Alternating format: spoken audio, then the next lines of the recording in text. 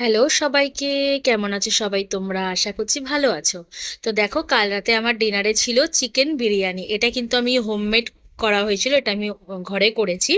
তো জাস্ট অসাধারণ হয়েছিল। তার মধ্যে আমি এক্সট্রা একটা জিনিস দিয়েছিলাম, সেটা হচ্ছে ক্যাপসিকাম। আমার খুব ভালো লাগে সবজি দিয়ে বিরিয়ানি খেতে, আমার খুব ভালো লাগে। তো ছিল, তো ওটাও দিয়ে দিয়েছি। খুব ভালো খেয়েছি, খুব ভালো খেয়েছি, মানে এত সুন্দর হয়। আর প্রেশার কুকারে করলে না, দারুণ হয় খেতে। মানে তাড়াহুড়োর জন্য ওটাই ঠিক আছে, রাত হয়ে গেলে তো ওটাই বেটার, মানে বেস্ট হয় আমার কাছে। তো সেটাই করেছিলাম, চিকেন বিরিয়ানি প্রেশার কুকারে করেছিলাম, হোমমেড। খুব ভালো হয়েছিল খেতে।